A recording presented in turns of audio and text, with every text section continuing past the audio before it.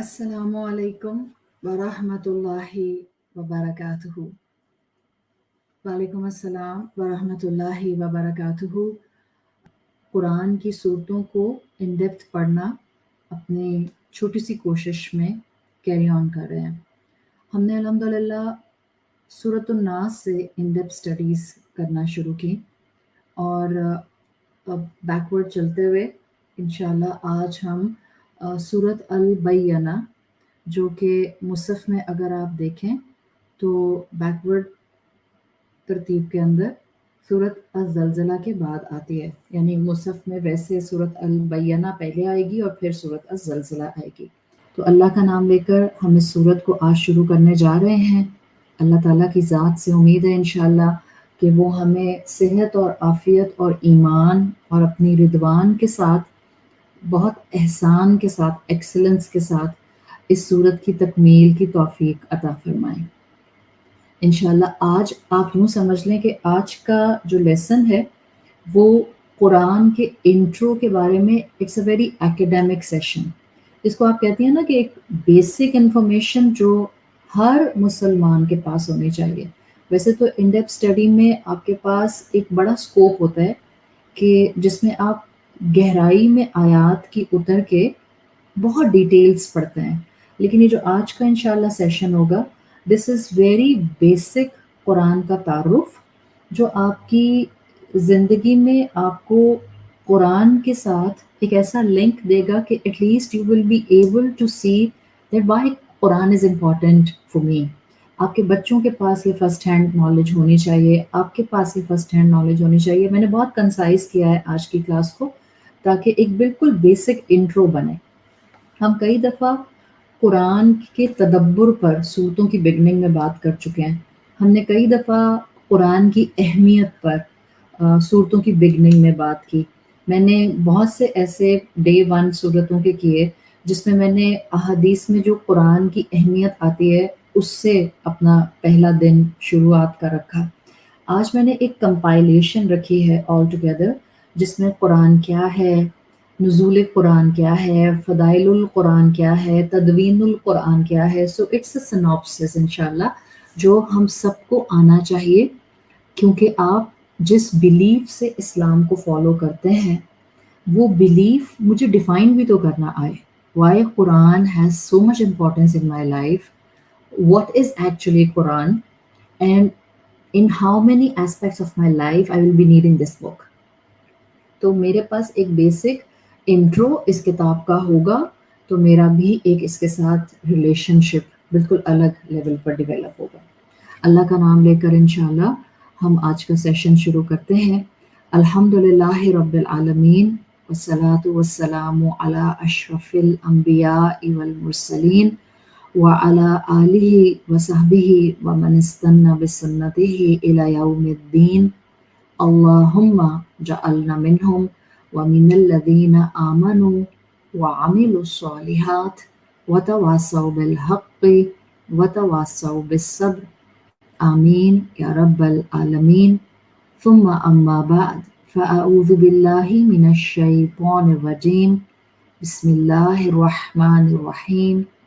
रब्बिश्रह ली सदरी व यस्सिर ली अमरी वहलुल उक़दतम मिन लिसानी यफ़क़हू क़ौली।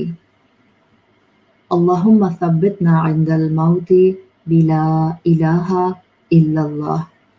ए हमारे अल्लाह, हमें हमारी मौत पर कलमा ला इलाहा इल्लल्लाह पर साबित कदम रखिए। आमीन या रब्बल आलमीन। Starting with our first intro for the class. Quran क्या है? The basic thing, कुरान अल्लाह पाक का कलाम है।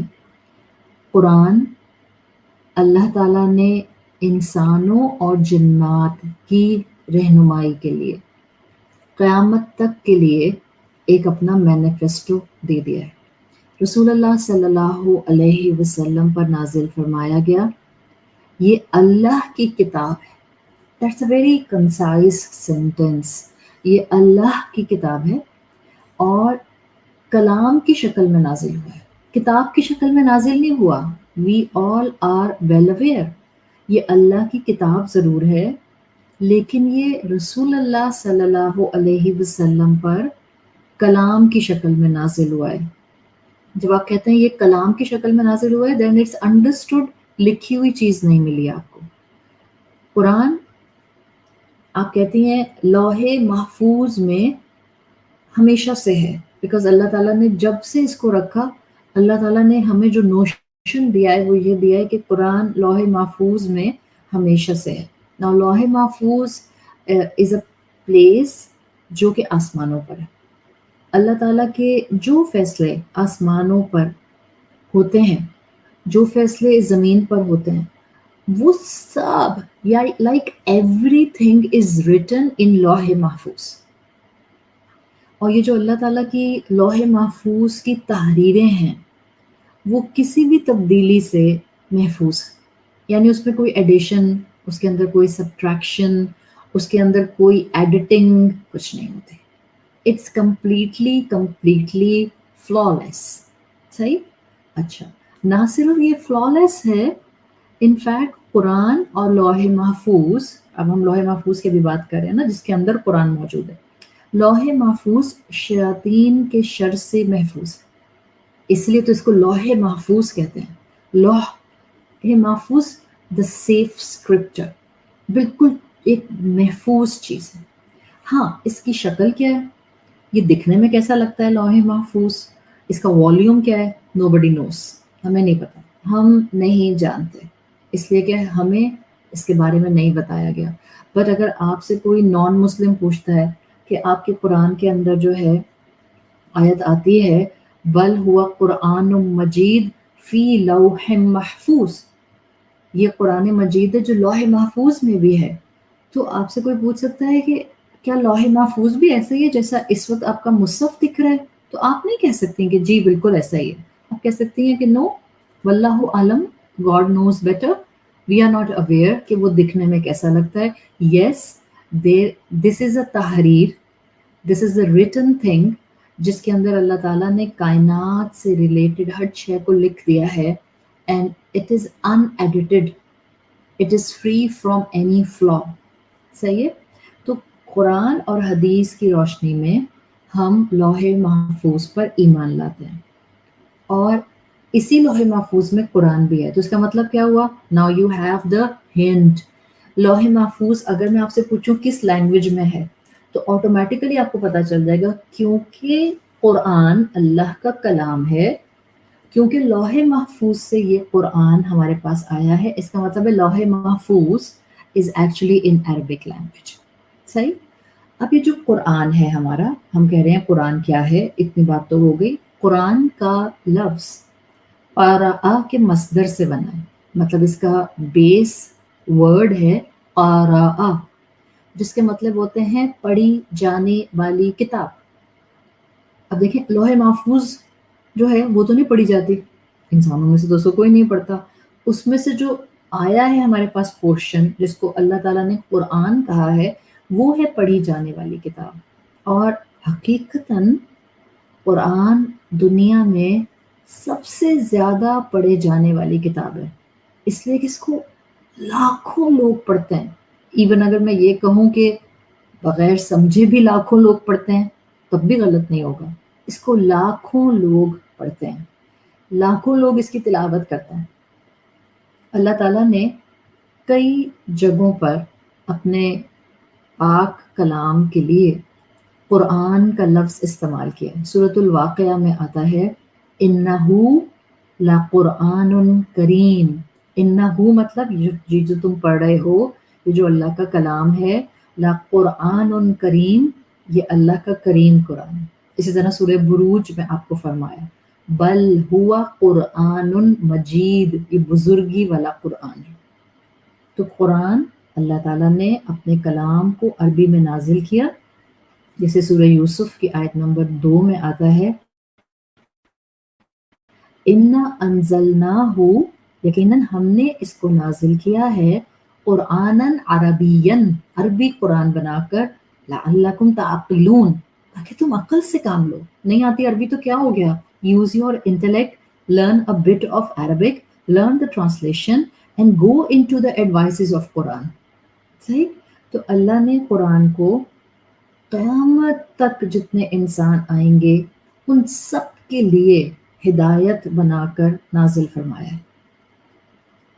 لیکن افسوس اس بات کا ہے کہ صرف اللہ پر یقین رکھنے والے، صرف اللہ سے ڈرنے والے، صرف اللہ کو ایکنالج کرنے والے اس کتاب سے فائدہ اٹھا سکتے ہیں. دی تو ہر انسان کے لیے ہے، گائیڈنس تو ہر انسان کے لیے ہے، بٹ بہت کم خوش قسمت ہوتے ہیں جو اس کتاب سے فائدہ اٹھاتے ہیں. جیسے سورۃ البقرہ میں آپ بالکل بگننگ میں پڑھتے ہیں الف لام میم ذالک الکتاب لا ریب فیہ ھدی للمتقین. صرف متقی ہوں گے جن کو اس سے ہدایت ملے گی. ٹھیک. آل عمران میں آتا ہے، آل عمران کی آیت نمبر 138 میں ھذا بیان للناس. بیان تو یہ ہر انسان کے لیے ہے، اللہ نے اس کو ہر انسان کے لیے بیان بنایا ہے. واہدن، ہر انسان کے لیے ہدایت ہے، نہ صرف بیان ہے، واہدن ہدایت ہے، وموعظۃ للمتقین. ہاں، سافٹ ایڈوائس، دل میں پینیٹریٹ کرنے والی ایڈوائس صرف متقین کے لیے، بیان سب کے لیے. ہدایت اور موعظہ کی فارم میں دلوں میں پینیٹریٹ کرے گا صرف متقین کے لیے. سو یہ ہے قرآن کا بالکل بیسک انٹرو. قرآن کیا ہے؟ نزول قرآن is my second explanation for today's session. نزول قرآن پر جب ہم آتے ہیں تو رسول اللہ صلی اللہ علیہ وسلم پر اللہ کے کلام کو نازل کیا گیا. ٹھیک ہے. کس فارم میں نازل کیا گیا؟ الحمدللہ یہ جو میرا آج کا لیکچر ہوگا نا، آپ اپنے بچوں کو، کسی بھی ایج کے بچوں کو نہایت محبت سے ایک سٹوری کی طرح سنائیں، تھوڑا تھوڑا کر کے سنائیں. Don't go in one go, just go in little chunks, تاکہ وہ ان کے ذہنوں میں بیٹھ جائے، اور بار بار بتائیں. نزول قرآن، اچھا اللہ کا کلام ہے، آسمانوں پر ایک کتاب ہے، لوح محفوظ کہتے ہیں، اس میں سیف ہے، وہاں سے ایکسٹریکٹ نکال کر اللہ نے اپنے کلام کو دنیا میں بھیجا، اس کو قرآن کہتے ہیں، اس کو بہت پڑھا جاتا ہے، اس کو پڑھنا ہوتا ہے. پھر یہ کیسے آیا؟ اوکے، یہ آیا اللہ کے محبوب پروفٹ رسول صلی اللہ علیہ وسلم پر، اور وحی کی شکل میں، انٹیوشنز کی شکل میں آیا. 5 ڈفرینٹ اینگلز ہیں جو وحی کے بتائے جاتے ہیں. I'm just you can say I'm just making it a very soft sweet dessert for you. وحی کی اقسام 5 شکل میں. آپ صلی اللہ علیہ وسلم کو گھنٹی کی سی آواز سنائی دیتی تھی. اس آواز میں آپ کو جو سنائی دیتا تھا وہ آپ کو یاد رہ جاتا تھا. اور جب اس طریقے پر وحی نازل ہوتی تھی، جیسے گھنٹی کی سی آواز ہے، حدیث کا مفہوم بتا رہی ہوں، تو آپ صلی اللہ علیہ وسلم پر بہت بوجھ آتا تھا. وحی کا آنا رسول اللہ صلی اللہ علیہ وسلم کے لیے was not the easy procedure. آپ کے اوپر بڑا بوجھ آتا تھا، وزن آتا تھا. تو ایک طریقہ تھا، گھنٹی کی سی آواز سنائی دیتی تھی اور آواز میں جو کچھ ہوتا تھا وہ آپ کو یاد رہ جاتا تھا، وہ وحی نازل ہو رہی ہوتی تھی، وہ قرآن نازل ہو رہا ہوتا تھا. ایک طریقہ. دوسرا طریقہ حدیث کے مطابق فرشتہ یعنی جبرائیل علیہ السلام کسی انسانی شکل میں رسول اللہ صلی اللہ علیہ وسلم کے پاس آتے تھے اور اللہ کا پیغام یعنی کہ وحی آپ کو پہنچا دیا کرتے تھے. اور ایسے مواقع جو آئے سیرت رسول صلی اللہ علیہ وسلم میں، تو کہا جاتا ہے کہ زیادہ تر موسٹ آف دا ٹائم حضرت جبرائیل علیہ السلام ایک صحابی جن کا نام آتا ہے دحیہ کلبی. دحیہ لکھتے ہیں دال ہا، حلوے والی ہا یا ہا. حضرت دحیہ کلبی رضی اللہ عنہ کی شکل میں جبرائیل علیہ السلام زیادہ تر تشریف لاتے تھے اور اللہ کا پیغام رسول اللہ صلی اللہ علیہ وسلم کو دے دیا کرتے تھے. سیکنڈ طریقہ ہو گیا. تھرڈ طریقہ، وہی ایسے بھی آئی کہ جبرائیل علیہ السلام اپنی اوریجنل سٹیٹ میں رسول اللہ صلی اللہ علیہ وسلم کے سامنے آ گئے. وہی کا تیسرا طریقہ. وہی کا چوتھا طریقہ, وداؤٹ یو کین سے, کبھی ایسا ہوا کہ without coming in front of رسول اللہ صلی اللہ علیہ وسلم, یعنی کہ جبرائیل علیہ السلام کے ذریعے ہی آ رہی ہے چوتھا طریقہ بھی, لیکن جبرائیل نہ اپنی اوریجنل سٹیٹ میں آئے, نہ جبرائیل علیہ السلام نے کسی انسانی شکل کو اڈاپٹ کیا, بلکہ جبرائیل علیہ السلام آئے ضرور, رسول اللہ صلی اللہ علیہ وسلم کو نظر نہیں آئے, اور آپ کے قلب مبارک پر کوئی بات القاء کر دی, وحی کو آپ کے دل پر نازل کر دیا. چوتھا طریقہ. ایک پانچواں وحی کا طریقہ جو کہ بہت کم پرسنٹیج کا ہے, وہ ہے بلا واسطہ جبرائیل علیہ السلام, یعنی کہ وداؤٹ جبرائیل علیہ السلام. یہ کون سی وحی کا ٹائم تھا؟ قرآن ایسا کون سا ہے جہاں پر آپ کو یہ چیز ملتی ہے؟ بلا واسطہ جبرائیل علیہ السلام کا مطلب یہ ہوا کہ اللہ اور رسول اللہ صلی اللہ علیہ وسلم کا آپس میں کلام ہوا. And this happened only one time. اب آپ بتائیں وہ ون ٹائم کون سا تھا؟ جی, معراج کا موقع, جب آپ کی رسول اللہ صلی اللہ علیہ وسلم کی اللہ تعالیٰ سے ہم کلام ہوا. نماز کی فرضیت اسی موقع پر ہوئی ہے. تو ٹوٹل میں نے آپ کو منیمم وہی آنے کے 5 طریقے بتائے, جن میں سے 4 جبرائیل کے ذریعے ہیں اور ایک آپ کا اللہ سے ہم کلام ہونا only at the time of معراج. یہ تھا نزول قرآن کیسے ہوا. ٹھیک ہے, اب آ جاتے ہیں نزول قرآن کے حوالے سے ہی تاریخ نزول قرآن, یعنی کہ کب شروع ہوا قرآن نازل ہونا. تو آپ کہتی ہیں the next explanation will fall like تاریخ نزول قرآن. What were the dates, what were the months جب ہم کہتے ہیں کہ قرآن revelation has started. رمضان کا مہینہ تھا, اور رمضان کے مہینے کی ایک بہت بلیسڈ نائٹ تھی لیلۃ القدر. اس لیلۃ القدر میں اللہ تعالیٰ نے لوح محفوظ سے, اگین لوح محفوظ یاد آ گیا جی, وہاں جہاں سب کچھ لکھا ہوا ہے, لوح محفوظ سے, یعنی کہ سیونتھ اسکائی پر لوح محفوظ ہے. سو سیونتھ اسکائی لوح محفوظ سے لیلۃ القدر کی ایک رات اللہ تعالیٰ نے آسمان دنیا پر قرآن کو نازل کیا, فرسٹ ہیون. اور اس فرسٹ ہیون سے, یعنی لوح محفوظ سے فرسٹ ہیون پر تو ایک ساتھ آ گیا.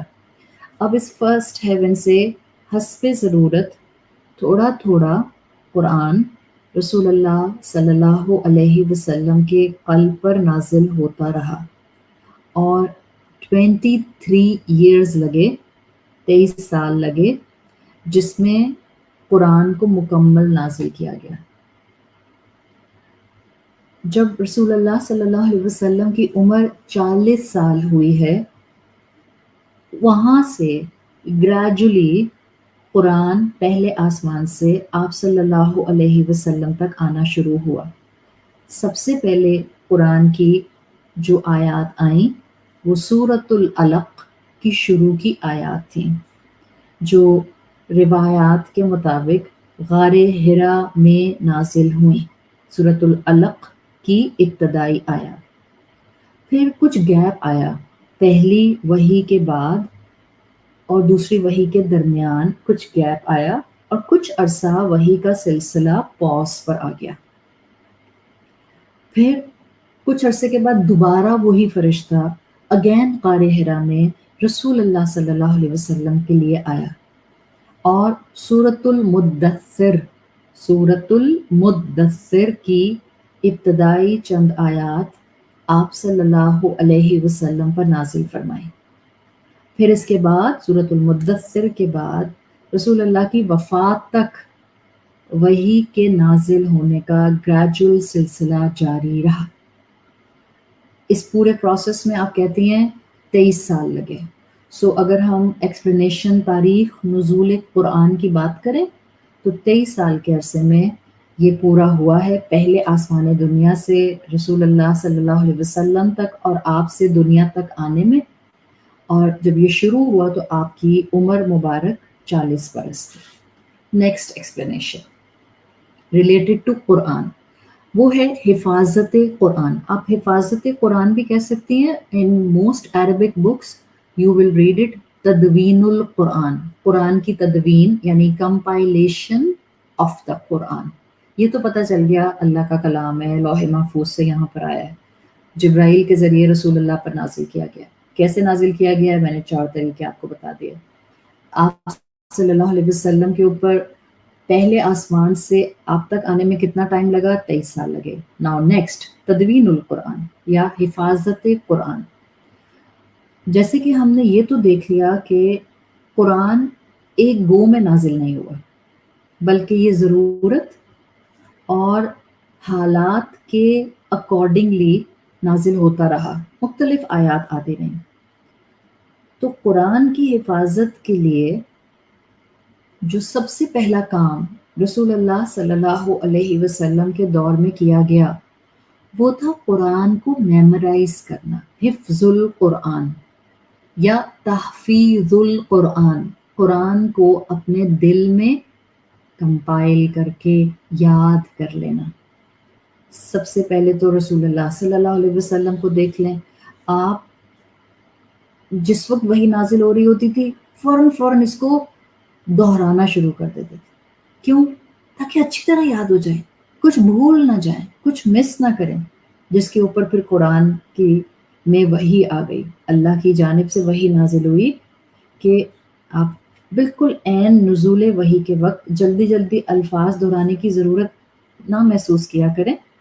اللہ تعالیٰ آپ کو حافظہ ایسا دے گا کہ آپ پھر اسے کبھی بھولیں گے نہیں۔ ٹھیک ہے؟ تو اگر میں آپ سے سوال کروں، اچھا یہ بتائیں پہلا حافظ قرآن کون تھا، تو آپ فوراً جواب دے سکتے ہیں رسول اللہ صلی اللہ علیہ وسلم پہلے حافظ قرآن تھے۔ آپ صلی اللہ علیہ وسلم سب سے پہلے حافظ قرآن تھے۔ اور سائملٹینیسلی ایک یہ بھی ہمیں چیز نریشن سے پتہ چلتی ہے کہ ہر سال رمضان میں آپ صلی اللہ علیہ وسلم جبرائیل علیہ السلام کے ساتھ جتنا بھی قرآن نازل ہوا ہوتا تھا اس نازل شدہ حصوں کا دورہ فرماتے تھے۔ یعنی جیسے آپ میں سے جنہوں نے حفظ کیا ہے، آپ کو معلوم ہوگا نا کہ جو حفظ کر رہا ہوتا ہے یا جو حفظ کر چکا ہوتا ہے اس کو ایک کانسٹنٹ بڈی چاہیے ہوتا ہے، وہ اس کا حفظ سنتا رہے۔ یا 2 لوگ ہیں، دونوں حفظ کر رہے ہیں، دیٹس دا آئیڈیل سچویشن۔ ایک نے ایک کو سنایا، دوسرے نے پہلے کو سنایا، غلطیاں پک کی، کریکشن کی، تو آپ کو ایک ریٹیننگ پاور آپ کی بڑھتی جاتی ہے۔ تو رمضان کے رمضان جتنا قرآن نازل ہو چکا ہوتا تھا رسول اللہ صلی اللہ علیہ وسلم حضرت جبرائیل علیہ السلام کے ساتھ اس کو ریوائز کیا کرتے تھے۔ روایات کے مطابق جس سال آپ صلی اللہ علیہ وسلم کا انتقال ہوا ہے اس سال، یعنی اس انتقال سے پہلے جو رمضان تھا اس میں آپ نے 2 مرتبہ جبرائیل علیہ السلام کے ساتھ قرآن کا دورہ فرمایا تھا۔ پھر یہ تو آپ صلی اللہ علیہ وسلم تک حفاظت قرآن تھی۔ پھر سیکنڈ لیئر آتی ہے، آپ صلی اللہ علیہ وسلم صحابہ کرام کو بھی جہاں قرآن کے مفہوم میننگز کی تعلیم دیتے تھے وہاں آپ ان کو قرآن کو یاد کرنے کی بہت زیادہ موٹیویشن دیتے تھے، الفاظ بھی یاد کرنے کا کہا کرتے تھے، اتنا کہ آپ خود دیکھتی ہیں سیرت رسول صلی اللہ علیہ وسلم میں کہ صحابہ میں قرآن کو یاد کرنے کا بہت شوق تھا۔ دیکھیں آپ میں سے بھی بہت سے ایسے لوگ ہوں گے جن کو میری طرح خیال آتا ہوگا کہ ہم بچپن میں قرآن کو حفظ کرنے سے محروم رہ گئے۔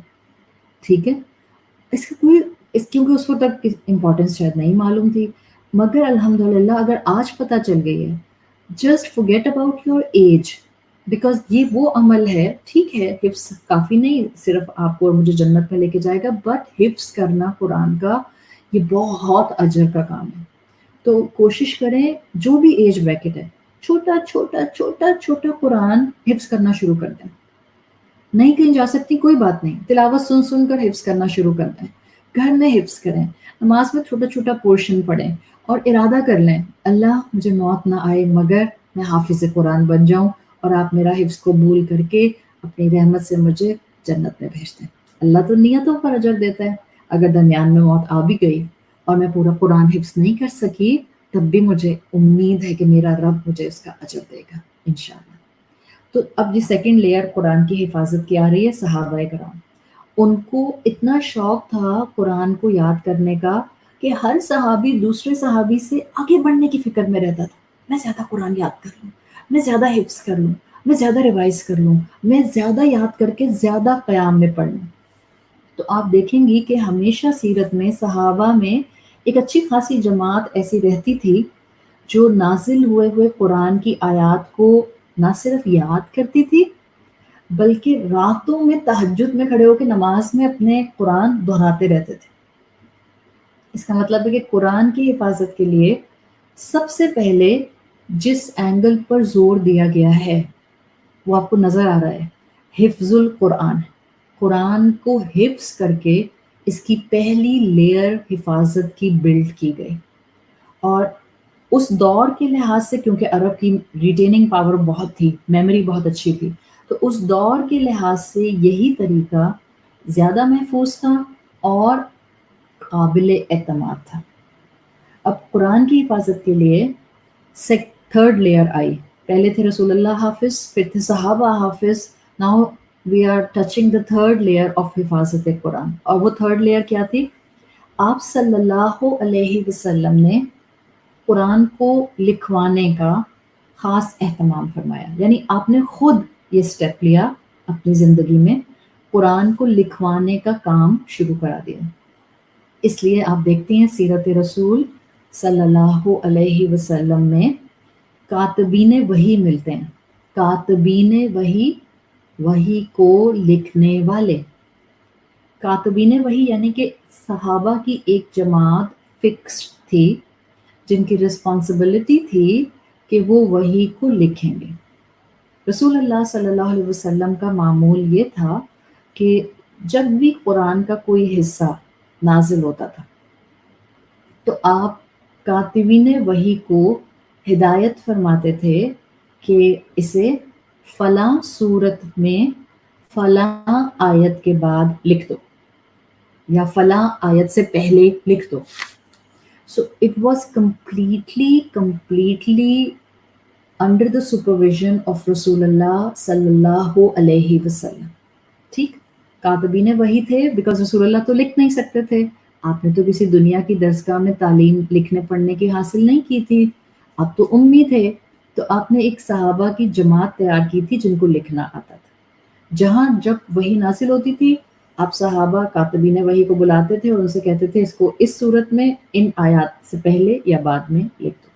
اب اس زمانے میں پیپر نہیں تھا، ٹھیک ہے، تو جو قرآن کی آیات کاتبین وحی صحابہ لکھتے تھے، یہ لکھتے تھے بڑے بڑے فلیٹ پتھروں کے اوپر، یا جو پارچمنٹس ہوتے ہیں لیدر کے ان کے اوپر، یا کھجور کے، آپ نے اگر کھجور کے بڑے بڑے پتے دیکھے جب وہ ڈرائی ہو جاتے ہیں تو اس کے جو تھن لیوز ہوتے ہیں وہ گر جاتے ہیں، پھر وہ بیچ کا لیف کا ایک بڑا سا بارک رہ جاتا ہے، اس کے اوپر بیمبو کے جو ٹکڑے ہوتے ہیں اس کے اوپر، پھر جو ہڈیاں ہوتی تھیں اونٹ کے شولڈر بلیڈ وغیرہ ان کے اوپر لکھے جاتے تھے۔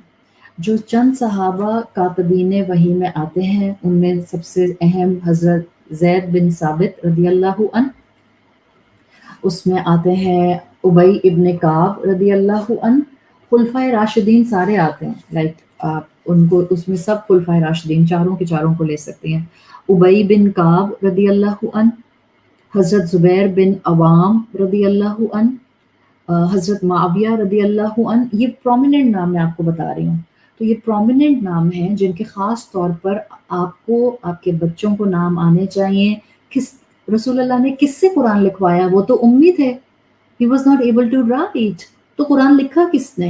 since the beginning, even in the time of Rasulullah sallallahu alaihi wasallam, so that nobody can point a finger on the book I have closer to my heart, closest within my heart، کوئی اس پر انگلی نہ اٹھا سکے۔ I should have the confidence ایسے نہیں جس کا دل چاہتا ہے آتا ہے اور قرآن پر کرٹیسائز کر کے چلا جاتا ہے، اللہ معاف کرے اس کے تو 10 حصے بکری کھا گئی اور اس میں تو یہ چیز اپنی مرضی سے لکھ دی اور یہ تو بعد میں لکھا گیا.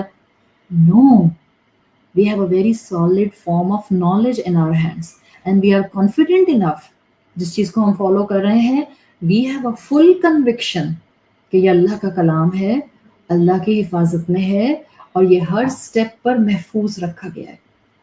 تو میجر نام میں نے آپ کو بتا دیے، یہ کاتبین وحی تھے.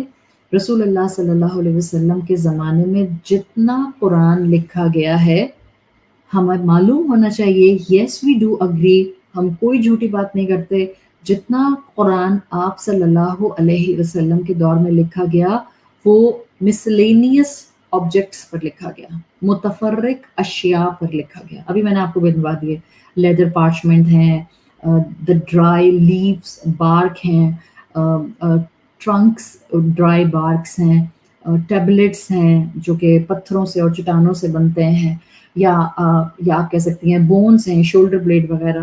تو مسلینیس آبجیکٹس پر آپ صلی اللہ علیہ وسلم کی زندگی میں اس کو لکھا گیا.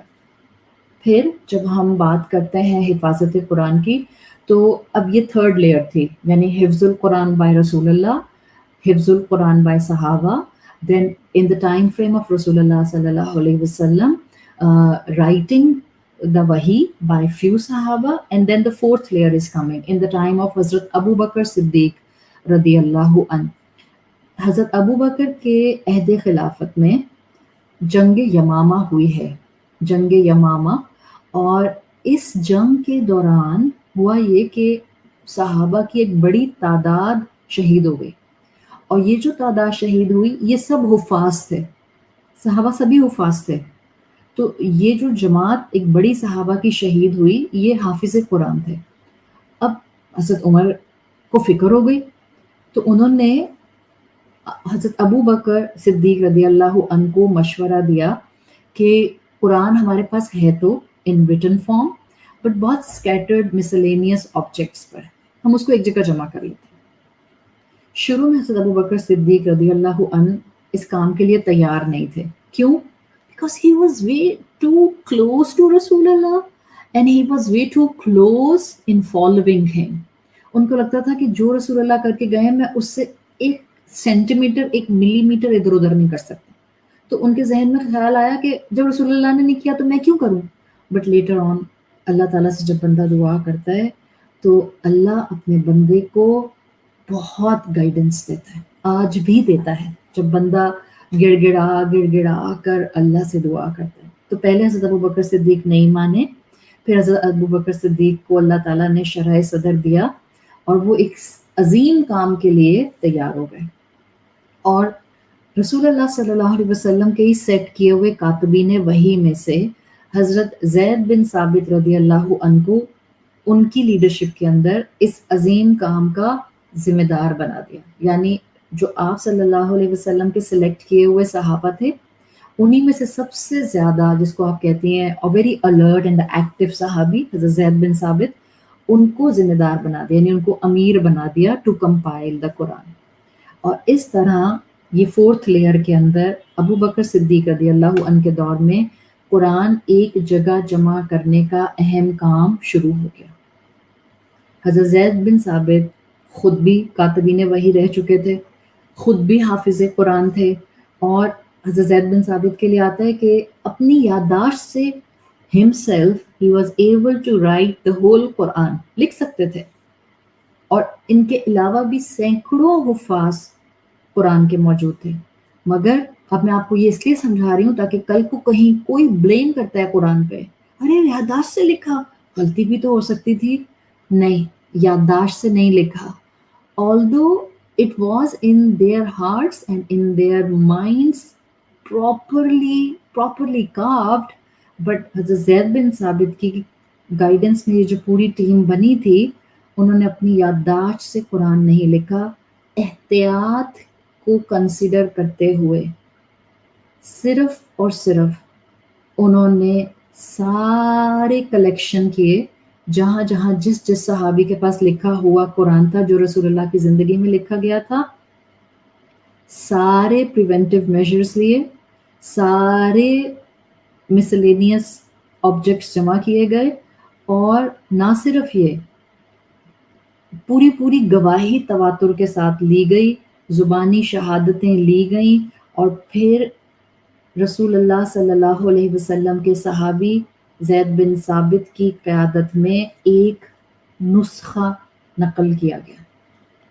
نسخہ مطلب اب ایک جگہ قرآن جمع ہو گیا، ایک جگہ لکھا گیا، اور first time in the time of حضرت ابو بکر صدیق رضی اللہ عنہ as the fourth layer of protection اور تدوین بین الضفتین بٹوین دا ٹو بائنڈنگس، قرآن کو ایک جگہ مکمل کمپائل کر دیا گیا۔ تو خلیفہ اول ہمارے جو ہیں حضرت ابو بکر صدیق، ان کے دور میں قرآن ایک جگہ جمع کر دیا گیا۔ پھر ففتھ یا کی فورتھ لیئر تھی، پھر آتی ہے فورتھ ہی تھی نا، ہاں، پھر آتی ہے 1 2 3 فورتھ لیئر تھی، 1 2 3 فورتھ، ابھی ففتھ لیئر آ رہی ہے۔ پھر آتا ہے ففتھ لیئر تدوین القرآن، آتا ہے دور حضرت عثمان رضی اللہ عنہ کا، اور جب حضرت عثمان خلیفہ بنے ہیں تو ظاہر حضرت عمر کے دور میں بہت فتوحات ہوئی تھیں۔ حضرت عثمان عرب سے نکل کر اور دور دور عجمی علاقوں تک پھیلے ہیں، اور ہر نئے علاقے کے لوگ ان صحابہ سے، تابعین سے قرآن سیکھتے تھے، جس کی بدولت ان کو پھر اللہ تعالیٰ اپنے کلام کی محبت دیتا تھا، جن کی بدولت اللہ تعالیٰ پھر ان کو اسلام کی نعمت دیتا تھا۔ تو ظاہر ہے مختلف اینگل سے، مختلف صحابہ سے قرآن کا علم آگے پھیلنا شروع ہوا۔ اب آپ یہاں ایک اسی ففتھ پروٹیکشن میں اس بات کو جان لیں کہ قرآن رسول اللہ صلی اللہ علیہ وسلم کے اوپر 7 قرات میں نازل کیا گیا ہے۔ بعض جگہ آپ 7 پڑھتی ہیں، بعض جگہ آپ 10 پڑھتی ہیں۔ یہ 7 قرات کی حفاظت صحابہ کے ذریعے کی گئی، اس لیے کہ آپ نے مختلف قرات سیکھی جبرائیل سے، اور پھر یہ قرات صحابہ کو سکھائیں۔ تو اب جس صحابی سے کوئی اجمی سیکھتا تھا وہ اسی قرات میں سیکھ لیتا تھا، اور اس طرح سے آج بھی جو ڈفرینٹ قرات سکھائی جاتی ہیں، اگر آپ اس کو پیچھے چین میں فالو کریں تو کسی نہ کسی صحابی تک آپ جا کر رک جاتے ہیں، اینڈ ڈیفینیٹلی صحابی الٹیمیٹلی رسول اللہ صلی اللہ علیہ وسلم تک سند کو پہنچا دیتا ہے۔ تو نہ صرف نمبر 4 لیول پر قرآن کمپائل ہوا حضرت ابوبکر صدیق رضی اللہ عنہ کے دور میں، بلکہ حضرت عمر اور حضرت عثمان کے دور میں یہ عجم میں خوب قرآن پھیلا، صحابہ اور تابعین نے سکھایا۔ سائملٹینیسلی جو مختلف قرات آتی ہیں قرآن کی 7 یا 10، وہ صحابہ کے ذریعے عجم میں پھیلنا شروع ہو گئے۔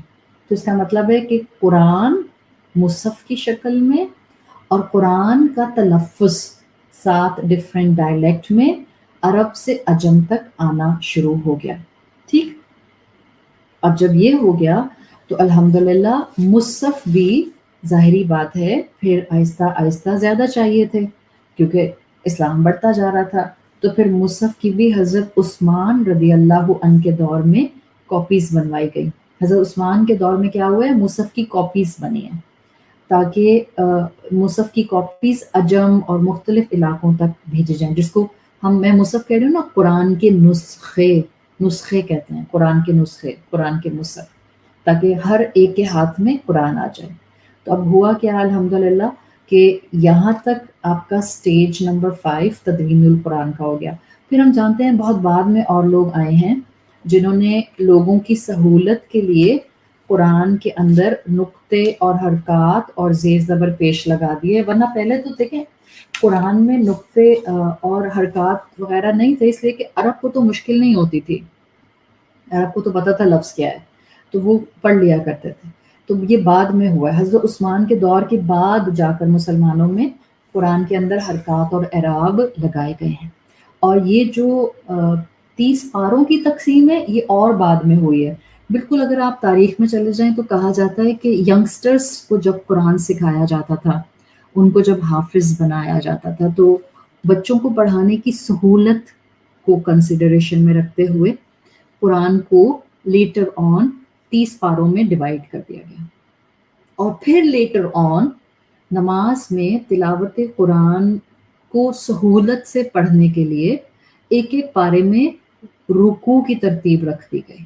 تو یہ سب گریجولی ہوا ہے. اس کا مطلب ہے آپ کے پاس جو 5th لیئر حضرت عثمان رضی اللہ عنہ تک آئی تھی، 6th لیئر آف پروٹیکشن بنی ہے جب آپ دیکھتی ہیں کہ اس میں بات میں حرکات اور اعراب لگائے گئے. پھر 7th پروٹیکشن آپ دیکھتے ہیں جس میں کہ 30 پاروں میں قرآن کو تقسیم کیا گیا. پھر 8th لیئر آپ دیکھتے ہیں جس میں کہ وہ قرآن کو رکوع میں تقسیم کیا گیا تاکہ جب مسلمان نماز میں قیام میں قرآن پڑھیں تو ایک ایزیلی ریڈیبل کنٹینٹ ان کے ہاتھ میں ہو جہاں ایک ٹاپک مکمل ہو رہا ہے. سو دس واز تدوین القرآن کی ایکسپلینیشن. نیکسٹ ایکسپلینیشن آتی ہے ہمارے پاس فضائل القرآن یعنی امپورٹنس آف قرآن. صحیح بخاری کی حدیث آتی ہے، آپ صلی اللہ علیہ وسلم نے ارشاد فرمایا الذی یقرأ القرآن وہو ماہر بہ مع السفرۃ الکرام البررہ. وہ قرآن کا جو ماہر ہے، جس کو قرآن کا ماہر کون ہوتا ہے؟ 2 صورتوں میں قرآن کا ماہر ہو سکتا ہے. ایک قرآن کا حافظ، صحیح، اس کو نگیٹ نہیں کرنا چاہیے. پلیز ایکسٹریمز پر مت جایا کریں. یہ کہنا کہ جی مطلب تو سمجھ آتا نہیں ہے تو ماہر کیسے ہو گیا. why do we negate all the time everyone بس اپنے آپ کو اپروو کرنے کے لیے؟ قرآن کا ماہر could be the one who is حافظ قرآن. سیکنڈلی قرآن کا ماہر اس لیے کہ اللہ کے رسول نے نہ حافظ کہا نہ یہاں یہ کہا کہ اسکالر آف دا قرآن.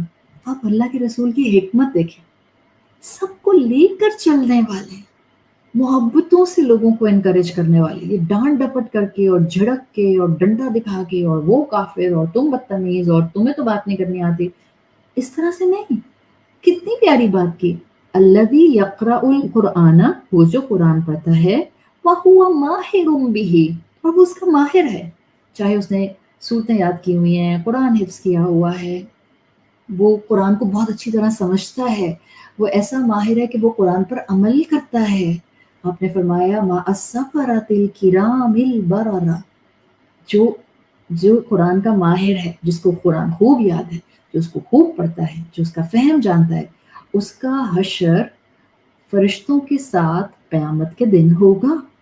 آپ صلی اللہ علیہ وسلم نے ارشاد فرمایا، صحیح مسلم کی حدیث بتا رہی ہوں، یقال لصاحب القرآن، قیامت کے دن صاحب قرآن سے کہا جائے گا. کوئی صاحب قرآن جس کا دن رات قرآن کے ساتھ گزرتا ہے، جو صبح اٹھتا ہے تو قرآن کھول لیتا ہے، جو رات میں سوتا ہے تو قرآن بند کر کے پھر آخری کام اس کا قرآن بند کر کے سونا ہوتا ہے، جس کا دن قرآن کے ساتھ گزرتا ہے، جس کا دن تجوید پڑھتے ہوئے گزرتا ہے، جس کا دن قرآن کی زبان سیکھتے ہوئے گزرتا ہے، جس کا دن قرآن پر عمل کرتے ہوئے گزرتا ہے، جس کا دن قرآن پر عمل کرتے ہوئے گزرتا ہے، اس کی بات ہو رہی ہے.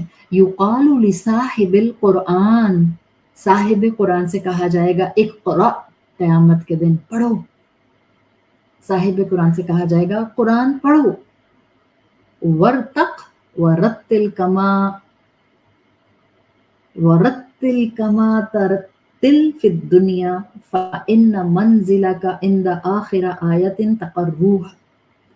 اللہ کے رسول صلی اللہ علیہ وسلم نے اتنی انکریجنگ بات کی کہ ماہر قرآن، صاحب قرآن سے کہا جائے گا اقرا، قرآن پڑھتا جا، ورتق، اور بلند ہوتا جا، ورتل، اور بالکل ایسے ہی آرام آرام سے پڑھو، کما کنت ترتل فی الدنیا، جیسے تم آرام آرام سے دنیا میں پڑھتے تھے.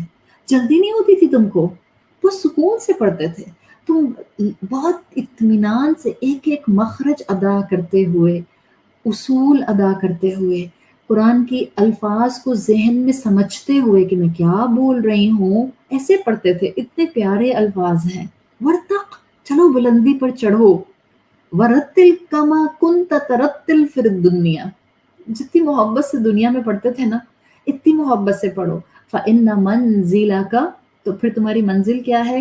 عند آخری آیت، جہاں تم آخری آیت اپنے دل میں محفوظ جو ہوگی اس کو پڑھو گے، وہی تمہاری منزل ہوگی. تمہارا آخری جنت کا رتبہ وہ ہوگا جہاں آخری آیت تم کو پہنچا دے. تقرؤہا، آخری آیت تم کو جہاں پہنچا دے. صحیح مسلم میں حدیث آتی ہے. پھر حدیث ابو داؤد میں آتی ہے جس کا مفہوم آتا ہے رسول اللہ صلی اللہ علیہ وسلم نے فرمایا جو شخص قرآن پڑھے اور اس پر عمل کرے اس کے والدین کو، مطلب آپ سوچیں اس کے والدین کو اتنا بڑا آنر مل رہا ہے تو اس کو کتنا بڑا آنر ملے گا. اس کے والدین کو قیامت کے دن ایک تاج، کراؤن پہنایا جائے گا جس کی روشنی سورج کی روشنی سے بھی زیادہ ہوگی. سو ہیوج انسینٹیو میں قرآن یاد کروں کسی بھی عمر میں ہوں تاکہ میرے ماں باپ کو یہ کراؤن مل جائے، اور ہیوج انسینٹیو میں اپنی اولاد کو قرآن حفظ کراؤں تاکہ مجھے یہ کراؤن مل جائے. In both ways keep trying. نیتوں کے اوپر اجر ملتے ہیں، کمپلیشن کے اوپر ضروری نہیں ہے، کوشش کے اوپر اجر ہے. اللہ کوشش دیکھتا ہے. اور اللہ کے رسول صلی اللہ علیہ وسلم نے آگے فرمایا وہ کراؤن ایسا ہوگا جس کی روشنی سورج کی روشنی سے زیادہ ہوگی. اگر وہ آفتاب تمہارے گھروں میں ہو تو کیا گمان ہے تمہارا اس شخص کے بارے میں جو خود اس پر عمل پیرا ہو. کتنی پیاری بات کی آپ نے. آپ نے کہا جب ماں باپ کو اتنا بڑا کراؤن مل جائے گا تو کین یو امیجن اللہ اس حافظ قرآن کو کیا عطا کرے گا.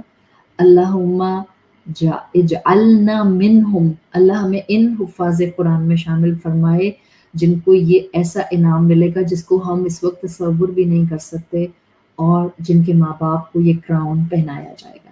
So this was basically brief, بہت میں نے 3 احادیث صرف بیان کی ہیں just to give you motivation کہ قرآن کتنا اہم ہے. جہاں تک اگلی ایکسپلینیشن ہے میری وہ ہے اباؤٹ فہم قرآن، دا انڈرسٹینڈنگ آف دا قرآن. اللہ تعالیٰ نے ہمیں قرآن میں بالکل بیسک اگر میں بات کروں تو 2 چیزوں کا حکم دیا ہے. لائک حافظ تو بن گئے، ٹھیک ہے، اہمیت بھی اس کی آ گئی، ادب بھی اس کا آ گیا. تفکر و تدبر، یہ تفکر اور تدبر اس کو سکھانے والے سب سے پہلے مفسر کون ہیں؟ رسول اللہ صلی اللہ علیہ وسلم. قرآن کی جب مفسرین کی بات آتی ہے تو ٹاپ پہ ہمیشہ کس کو رکھتے ہیں؟ رسول اللہ صلی اللہ علیہ وسلم. اس کا مطلب ہے قرآن سے مجھے تفکر کرنا ہے یا قرآن پر مجھے تدبر کرنا ہے.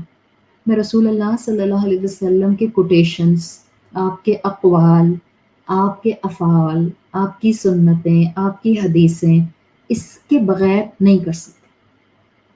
صلی اللہ علیہ وسلم. قرآن کی آیت کو سمجھنا ہے، نصیحت لینی ہے، رسول اللہ صلی اللہ علیہ وسلم کے اقوال اور افعال کی روشنی میں کرنا ہوگا. کیوں؟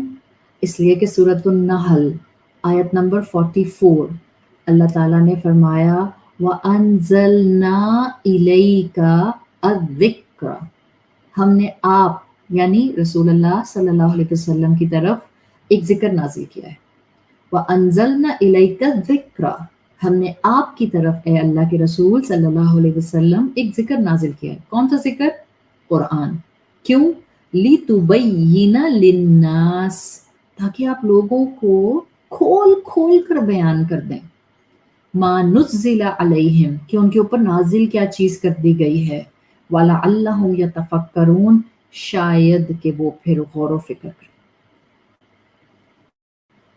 اور سورہ نحل میں ایک مقام پر آتا ہے، آیت کا مفہوم ہے یہ کتاب ہم نے آپ پر اس لیے اتاری ہے تاکہ آپ ان کے لیے ہر اس چیز کو واضح کر دیں جس میں یہ آرگیومنٹس کرتے ہیں، اختلاف کرتے ہیں. تو اللہ تعالیٰ نے سورہ نحل کی ان دونوں آیات سے واضح کر دیا کہ قرآن کے سب سے پہلے اولین مفسر رسول اللہ صلی اللہ علیہ وسلم، اور اللہ کی طرف سے آپ پر یہ ذمہ داری دی گئی تھی کہ آپ امت کے سامنے قرآن کے احکام، قرآن کی نصیحتیں، قرآن کی ہدایت، قرآن کے مسائل اوپنلی کھول کھول کر بیان کر دیں. تو آپ کا خیال ہے رسول اللہ نے اپنی ذمہ داری ادا نہیں کی ہوگی؟ ڈیفینیٹلی بہترین طریقے سے کی.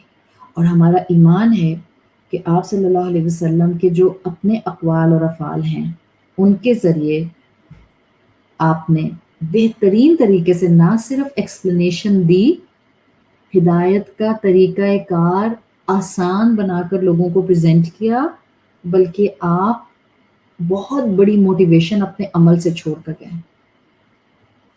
آپ صحابہ کرام کو دیکھیں، تابعین کو دیکھیں، تبع تابعین کو دیکھیں، تو آپ کو پتہ چلتا ہے کہ پھر ان لوگوں نے پہلے مفسر قرآن رسول اللہ صلی اللہ علیہ وسلم کی ایکسپلینیشن اور آپ کے عمل، آپ کی حدیث اور سنتوں سے پھر فردر قرآن کو مفسر بن کر ایکسپلین کیا ہے، اور آج تک امت جو ہے ان سارے علم کے خزانوں سے فائدہ اٹھا رہی ہے۔ آج تک قرآن فہمی کا سلسلہ چل رہا ہے۔ حدیث کے بغیر قرآن فہمی نہیں حاصل ہو سکتی۔ سو اگر آپ فہم القرآن کی بات کرتے ہیں، کیونکہ اولین مفسر رسول اللہ صلی اللہ علیہ وسلم ہے، کیونکہ اللہ نے ان کو یہ ذمہ داری دی تھی، کیونکہ انہوں نے بہترین طریقے سے اپنی ذمہ داری نبھا دی، تو آج ہر قرآن ایکسپلین کرنے والا، not just the لکھنے والا، not just the مفسر قرآن who is just writing his explanation, even the one who is telling with his voice all the آیات، وہ رسول اللہ صلی اللہ علیہ وسلم کے طریقے سے ہٹ کے اپنی مرضی کی ایکسپلینیشنز نہیں دے سکتا۔ سو دس واز دا ایکسپلینیشن فہم القرآن۔ میری اگلی ایکسپلینیشن ہے دا سبجیکٹس اور دا چیپٹرز آف قرآن، جس کو آپ کہتی ہیں مضامین القرآن۔ مضامین القرآن، جو مضامین القرآن ہیں، تو علماء کرام نے ڈیفینیٹلی بعد کے اسکالرز نے قرآن کے مضمون ان کو مختلف طریقے سے کیٹیگرائز کیا ہے، اور مختلف آپ کو مختلف تفاسیر کے اندر قرآن کے جب مضمون ملتے ہیں تو مختلف ملتے ہیں۔ میں آپ کو 3 امبریلاز بتا دیتی ہوں۔ ان 3 امبریلاز کے انڈر سب کچھ آتا ہے، ٹھیک ہے؟ ان 3 امبریلاز کے اندر دیکھیں، آج کل نا فتنہ یہ ہے among many فتناس کہ نا قرآن کو اور قرآن کی ایکسپلینیشن کو اور حدیث کو ڈاؤٹ فل کر دو، ہائے پتہ نہیں اس کا یہ مطلب تھا بھی کہ نہیں۔ just do and spread this notion، automatically کمزور ایمان والے بیچارے آہستہ آہستہ آہستہ آہستہ بیک لیش میں قرآن سے پیچھے ہٹنا شروع کر دیں گے۔ So we need to bring back our confidence on this book. We really need it. Our kids need it. Our children need it because they are abandoning the Quran. ان کو فکر نہیں ہے قرآن کتنی اہمیت رکھتا ہے زندگی میں ان کے لیے، because they have many things to do in the life. Life has so much excitement besides Quran. Amma, کیا ہو گیا ہے آپ کو؟ I have so important things to do than Quran. انا للہ و انا الیہ راجعون۔ ہم سب اس چیز کو فیس کر رہے ہیں۔ اللہ ہماری اولادوں کو قرآن کی خوبصورتی عطا فرمائے، قرآن کی محبت عطا فرمائے۔ قرآن میں سب کچھ ہے۔ جب آپ مضمون قرآن کی بات کرتے ہیں تو میں نے آپ کو اگر 3 امبریلاز بتائی ہیں، باقی سارے مضمون ان میں سے کسی امبریلا کے انڈر آ جائیں گے۔ ایک قرآن کا مضمون ہے عقیدہ، عقائد، جس کو آپ ایمانیات بھی کہہ سکتے ہیں۔ دا ون از ایمانیات اور عقائد، the same thing. The number 1 umbrella عقائد اور ایمانیات۔ دا نمبر 2 امبریلا احکامات، دا ڈوز اینڈ دا ڈونٹس۔ تو قرآن کا ایک بڑا چنک ہے بیسڈ آن ایمانیات، عقائد۔ قرآن کا ایک دوسرا بڑا چنک ہے بیسڈ آن احکامات، دا ڈوز اینڈ دا ڈونٹس۔ اور قرآن کا ایک تیسرا بڑا چنک ہے جو کہ قرآن کے مضمون میں آتا ہے، دیٹ از ہسٹری، قصص، قصصن۔ قصص مطلب قصے، تاریخ، پریویس نیشنز ڈیٹیلز۔ تو عقائد، احکام، قصص، ان 3 امبریلاز میں قرآن کے ٹوٹل سارے کے سارے جتنے بھی سب ڈیوائڈڈ سبجیکٹس ہیں وہ اس میں آ جاتے ہیں۔ اچھا، اب میں آپ کو تھوڑا سا ٹائم دوں گی because I just want to give final explanation of one last angle. یہ تو ہو گیا قرآن کا تعارف، اس میں میری کیا ذمہ داری ہے؟ That's the final thing for today's class, inshallah. Then with day 2 we will start Surat al-Bayyinah. یہ جو ہمارے پاس اللہ کا کلام قرآن موجود ہے، یہ کتاب رسول اللہ کے زمانے سے لے کر آج تک مشعل راہ بنی ہوئی ہے، اور آخری انسان جب تک اس دنیا میں رہے گا یہ کتاب مشعل راہ رہے گی۔ کیوں؟ اس لیے کہ اللہ نے اس کتاب کو اتنا کمپریہنسو بنایا ہے، اتنا کمپریہنسو کہ میری زندگی اور ہر انسان کی زندگی سے ریلیٹڈ ہر چیز اس میں موجود ہے. بلیفس ہیں، ریچولس ہیں، سوشل میٹرز گائیڈنس ہے، اس میں انفرادی میٹرز گائیڈنس ہے، کلیکٹیو میٹرز گائیڈنس ہے، اکنامکس اس میں ہے، گلوبل ریلیشنز اس میں ہے، انٹرنیشنل ریلیشنز اس میں ہے، پالیٹکس اس میں ہے، لیڈرشپ اس میں ہے. Everything is actually embedded in this one book. Science اس میں ہے. ہم نے اس بک کو سمجھنا ہے، اپنے اپنے زندگی کے مصروفیات کے اینگلز کے حساب سے اس کتاب کو ٹائم دیں، اس سے تعلق نہیں توڑیں. میں یہ نہیں کہتی ہوں کہ ہر انسان اپنا پروفیشن چھوڑ دے اور قرآن پڑھنا شروع کر دے. کتنی عورتوں کو میں منع کرتی ہوں جب وہ مجھے یہ میسج کر کے کہتی ہیں کہ I am teaching in the university but I really want to do something for my religion so I am thinking to resign from my job. I simply say to them کہ کس نے کہا ہے آپ کو کہ آپ job سے ریزائن کر دیں؟ آپ ڈاکٹر ہیں، MBBS کیا، ماں باپ نے اتنا آپ کے اوپر وقت لگایا، ریسورسز لگائے، خرچہ کیا، آپ نے ایک ڈگری لے لی and you are sending me an audio. میں ڈاکٹر ہوں بٹ میرا دل چاہتا ہے I should do something for the religion so I am just thinking کہ میں اپنا پروفیشن ایک سائڈ پہ کروں اور میں اب دنیا اور دین کی طرف آ جاؤں. کس نے آپ کو یہ کہا ہے کہ آپ اپنے پروفیشن میں رہتے ہوئے دین پر نہیں ہو سکتے ہیں؟ آپ کا نوبل پروفیشن ہے، اللہ معاف کرے آپ فلم انڈسٹری میں نہیں بیٹھے ہوئے، آپ ڈاکٹر ہیں. ہاں، ایک فلم انڈسٹری میں موجود انسان مجھے کانٹیکٹ کرتا ہے اور وہ مجھ سے کہتا ہے I really want to do something for my religion, I want to just leave this profession. میں اس کو بالکل ایک منٹ لگائے بغیر کہوں گی immediately leave it and resign it from it. But teacher, ایک اچھی بزنس مین عورت جو کہ اپنے سارے ڈیسنٹ کرائٹیریا کے اندر بزنس کر رہی ہے، ایک ڈاکٹر، ایک انجینئر، اگر آپ ایک جائز پروفیشن کے اندر ہیں تو آپ کو کس نے کہا ہے کہ آپ قرآن کو چھوڑے ہوئے رہیں، اسی پروفیشن میں رہیں، قرآن کو تھامیں، اس سے تعلق رکھیں. آپ کا تعلق کیا اپنے ماں باپ سے ٹوٹ جاتا ہے اگر آپ شادی ہونے کے بعد امریکہ چلی جاتی ہیں یا آپ اپنے ماں باپ سے دوسرے شہر میں آ جاتی ہیں تو کیا آپ کا تعلق ٹوٹ جاتا ہے؟ نہیں، میرا اپنے ماں باپ سے تعلق تو کبھی ٹوٹ ہی نہیں سکتا. میرے ماں باپ پاکستان میں اور میں چلی جاؤں امریکہ، میرے ماں باپ UK میں ہو اور میں آ جاؤں پاکستان، میرا اپنے ماں باپ سے تعلق ٹوٹتا، وہ تو رہتا ہے، وہ تو ٹوٹ ہی نہیں سکتا. اس لیے اگر میں ڈاکٹر ہوں، انجینئر ہوں، فائنینس میں ہوں، میں ٹیچنگ کر رہی ہوں، میں بزنس کر رہی ہوں، میں جاب کر رہی ہوں اینڈ میں حلال جاب اور حلال بزنس اور حلال پروفیشن میں ہوں، میں جہاں جاؤں گی میرا اللہ کے ساتھ تعلق میرے ساتھ جائے گا. ایسا کیوں لگتا ہے ہمیں کہ جب تک ہم دنیا کو کمپلیٹلی کاٹ نہیں دیں گے جب تک میں اللہ کی بندی نہیں بن سکتی؟ Just come out from this negative notion and the phobia. ایسے دنیا نہیں چلتی ہے، سب کو ساتھ ساتھ چلانا ہے. ہاں، آپ کا پروفیشن غلط ہے then you will not think in the second minute and you will just simply resign it.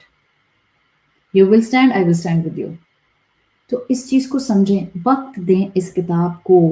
آپ جہاں ہیں، ہاں ٹھیک ہے، جب تک آپ کو یہ کتاب سمجھ نہیں آتی ہے آپ مت چھوڑیں اپنا پروفیشن. فرض کریں کوئی آپ میں سے یہاں بیٹھا ہے جس کا تعلق میڈیا انڈسٹری سے ہے، ایکٹنگ ایجنسیز سے ہے، ایکٹنگ کرائٹیریا کے اندر ہے، فلم میکنگ جس میں ہر طرح کی چیز آتی ہے اس سے ہے، اینڈ یو آر سیئنگ کہ ابھی میں کنونس نہیں ہوں. آئی ول ناٹ سے کہ آپ امیجیٹلی چھوڑ دیں ادروائز آپ قرآن نہیں سنیں. میں نہیں کہوں گی، میں کہوں گی اوکے اسٹارٹ لسننگ قرآن. آپ تعلق تو بلڈ کریں اس کے ساتھ اپنا. ایک دفعہ آپ اس کے ساتھ اپنا تعلق بنا لیتے ہیں، ایک دفعہ آپ کو یہ اپیل کرنا شروع کر دیتا ہے، then you don't need anyone to dictate you what to do and what not to do. خود بخود دل کھلتے ہیں، یہ اندر اترتا ہے، یہ اندر پینیٹریٹ کر جاتا ہے. تو اس سے ایک تعلق بنائیں اور اپنے بچوں کو بھی ہلکے ہاتھ کے ساتھ کوئی چھوٹا سا کلپ بھیج دیا، مت بھیجو ان کو 2 گھنٹے کے لیکچر. سنو، روز سنو، ہر وقت سنو گے نہیں تو فیل ہو جاؤ گے. مت کریں یہ ان کے ساتھ. محبتیں لوگوں کو دین کی طرف لاتی ہیں، جھنجھلاہٹیں، چیخنا پکارنا، غصہ کرنا، خاموش کرا دینا، شٹ اپ کال دے دینا، اس سے لوگ دنیا کی طرف نہیں آتے. محبت سے لوگوں کو اللہ کے کلام کی طرف لے کر آئیں. build a relationship with this book, build a relationship with the understanding of this book. इसको जुज़दानों में टाइट कर करके रमज़ान के लिए ना रखें, इसको मस्जिदों तक महदूद ना करें, इसको लोगों के सोयम और बरसी तक महदूद नहीं करें, इसको तिलावत के साथ अपनाएं, अबंडेंस में इसके फ़हम को अपनाएं, वक्त मिले तो तफक्कुर करें, वक्त मिले तो तदब्बुर करें, ना दुनिया में गुम हो जाएं। वो इकबाल ने कहा है ना, वो ज़माने में मुअज़्ज़ज़ थे मुसलमान होकर और हम ख्वार हुए तारिके कुरान होकर। मुसलमान तरक्की नहीं कर सकता कुरान को छोड़ के, काफिर तरक्की कर सकता है, उसको नहीं कुरान चाहिए, बिकॉज उसके लिए सिर्फ दुनिया है। Just keep the rule in your mind. एक मुसलमान या मुसलमान मुल्क या मुसलमान उम्मत तरक्की नहीं कर सकती कुरान को छोड़ के। Keep this in mind. Yes, मुसलमान उम्मत का कुरान पकड़ने का मतलब ये नहीं है कि सबकी गर्दनें उड़ा दो। No, sometimes you will be in need of dialogues with the other non-Muslim countries whenever it will be required. मुसलमान बारबैरिक नहीं होते कि गर्दनें उड़ा दें काफिरों की। मुसलमान knows the wisdom how to deal and how to act at the level of international relations. We need sensible Muslim leaders, sensible Muslim leaders. We need sensible believers जो जज्बात से फैसला नहीं करते, सिचुएशन को देखकर फैसला करते हैं, जो लोगों की ओपिनियंस के ऊपर अपना एटीट्यूड नहीं बदल देते। लोग आपसे कहें आए हाय इतने नरम मुसलमान, ऐसे नरम मुसलमान थोड़ी होते हैं, मार धाड़ करने वाले, शोर मचाने वाले, माइक हाथ से फेंक देने वाले, सामने वाले को गुस्से से बिठा देने वाले, ऐसे होते हैं मुसलमान मोमिन। कहने दे लोगों को जो भी कहते हैं। Just keep your focus on the beautiful personality of Rasulullah sallallahu alaihi wasallam. जितना मेहनत अपने बच्चों को हम दुनिया की तालीम देने पर करते हैं, बस थोड़ी सी मेहनत अपनी मोहब्बत से, अपने रवैये से, अपने आप को रोल मॉडल बनाकर, अल्लाह की बंदी बनाकर अपने बच्चों के अंदर इनकलकेट करती जाएं। Please don't look for the समरात immediately. You will not be able to see the fruits of Iman in your child immediately. Please wait for the right time. नसीब में होगा, मेरी मौत से पहले मुझे अपने बच्चों की बेहतरीन ईमानी स्टेट्स नजर आ जाएंगी। अगर मेरे नसीब में नहीं होगा, मुझे तब भी फिक्र नहीं है अगर मेरे मरने के बाद मेरे बच्चे उस ईमान पर आ जाएंगे जिसके लिए अल्लाह ने उनको मुसलमान पैदा किया था। एटलीस्ट क़यामत के दिन we all will be under the shade of our Rabb's throne, इंशाल्लाह उसके अर्श के साए में होंगे। तो ज़रूरत किस बात की है? अल्लाह से दुआ करें कि अल्लाह ताला हमको तारिके कुरान ना बनाए, अल्लाह हमको हामिले कुरान बनाए, अहलुल कुरान बनाए, साहिबुल कुरान बनाए। दिस वाज द ब्रीफ तारुफ of Quran, just to give you all a flavour कि हम जिस किताब के ऊपर वक्त लगाते हैं, इससे बेहतरीन किताब दुनिया में कोई नहीं है। मैं दुनिया की कोई भी किताब पढ़ लूँ, मुझे हर किताब में से कुरान को समझने का एसेंस मिल जाता है। That's my experience and I am telling you कि अगर आपको ज़िंदगी में क्वालिटी चाहिए, अगर आपको ज़िंदगी में सुकून चाहिए, अगर आपको ज़िंदगी में अपना जहन एक ऐसा पुरसुकून तालाब चाहिए जिसके ऊपर खड़े होकर अगर आप देखें तो आपको गहराई में पड़े हुए खूबसूरत जेम्स और स्टोन्स नज़र आएँ, तो आपको अपने आप को कुरान के ताल्लुक से जोड़ना होगा। आप सोचें आपके दिमाग में हलचल मची हो, एक पानी का तालाब है और उसके ऊपर उसके सरफेस पे हलचल मची हुई है। How will you see what is in the depths of this pond? You can't see this. इसी तरह से ना आपके अंदर जो आपकी सलाहियतें होती हैं वो आपको नजर क्यों नहीं आ रही होती हैं? बिकॉज आपके जहन की सतह के ऊपर ख्यालात की हलचल होती है और आप कहती हैं इतना कुरान पढ़ती हूँ बट मुझे पता नहीं चलता मेरे अंदर कौन सी ऐसी हिडन अल्लाह ने कुव्वत दी है जो मेरी इंडिविजुअलिटी को एनहांस कर सकती है। फिर लोग कभी इससे पूछते हैं, कभी उससे पूछते हैं, कभी उससे पूछते हैं, बिकॉज अपने दिमाग के ख्यालात की सतह पर तो हलचल मची हुई। जस्ट सिट इन कुरान जैसा कि इसके सामने बैठने का हक है, रीड द कुरान जैसा कि इसको पढ़ने का हक है, अंडरस्टैंड द कुरान जैसा कि इसको समझने का हक है, and do action upon the Quran جیسا کہ اس کے اوپر عمل کرنے کا حق ہے. Raise your self from the bare minimum. مت دیکھیں اپنے آس پاس بس نماز تو پڑھ لیتی ہوں فرائض پورے کر لیتی ہوں. No, just keep good hold on the سنتیں. بیئر منیمم سے اوپر اٹھیں. یہ قرآن جس کی حفاظت اللہ نے اپنے ذمہ لی ہے، جو اس قرآن کو اپنی زندگی کا حصہ بنا لیتا ہے، اس کی حفاظت بھی اللہ کے ذمہ ہے. آپ نے کبھی سوچا نہیں اللہ نے کہا ہے قرآن میری حفاظت میں؟ تو جو اپنے سینے میں قرآن چھپاتا جائے گا، جو اپنے عمل سے قرآن اپنی پرسنالٹی میں ریفلیکٹ کرتا جائے گا، تو وہ تو قرآن ہے نا چلتا پھرتا. اب اللہ اس کی بھی حفاظت کرے گا. اللہ ہمیں اس قرآن کے ساتھ صبح اور شام کرنا سکھا دے. اللہ ہماری زندگی کا اس قرآن کو حصہ بنا دے. اللہ ہماری سوچ کو قرآن بنا دے. اللہ ہمیں قرآن کا درست فہم عطا فرما دے. اللہ ہمیں دیکھ کر لوگ اسلام کی طرف اٹریکٹ ہونے لگ جائیں. اللہ ہمارے عمل اور ہمارے اخلاق سے لوگوں کا دل کرے کہ وہ بھی اسلام کی طرف آئیں، قرآن پڑھیں، قرآن سمجھیں، اور قرآن کے ساتھ ہم سب کی موت ہو، کلمے پر ہماری موت ہو. جب اللہ سے ملیں تو اللہ ہمیں رسول اللہ صلی اللہ علیہ وسلم کی شفاعت نصیب ہو. حوض کوثر سے اللہ کے رسول کے ہاتھوں پانی نصیب ہو، اور اللہ کی رحمت سے ہم سب جنت الفردوس میں داخل ہو جائیں. سبحانک اللہم و بحمدک نشہد ان لا الہ الا انت نستغفرک و نتوب الیک. الحمدللہ ہمارا آج کا ڈے 1 سیشن جو کہ قرآن کا تعارف تھا یہ مکمل ہو گیا ہے. اب نیکسٹ تھرسڈے جو کہ 14 نومبر ہے وہ آف ہے because I have a lecture in Islamabad inshallah. So all the ladies those are listening from Islamabad, inshallah 14th November Thursday کو اسلام آباد میں میری ٹاک ہے. میرے اسی آفیشیل پیج پر آج شام تک انشاءاللہ ڈیٹیل آ جائے گی. Our next session سورۃ البینہ Day 2 we will do live inshallah on 21st of November Thursday 3 PM Pakistan standard time اللہ کے اذن سے انشاءاللہ. اپنا اور اپنے پیاروں کا خیال رکھیں، اور آپ کے بچے جس سٹیج کے اندر بھی ہیں، آج آپ نے جتنا سنا ہے اس میں سے چھوٹا چھوٹا چنک آن ڈیلی بیسس، بہت لمبا نہیں، جس 5 منٹ اپنے بچوں سے ڈسکس کرنا شروع کریں. Give them the confidence of Quran, give them the love of Quran, and show them that how a person can be or can have a beautiful personality when that person will actually reflect all the ahkamat of Quran in his or her personality. Jazakallahu khairan. Assalamu alaikum wa rahmatullahi wa barakatuhu.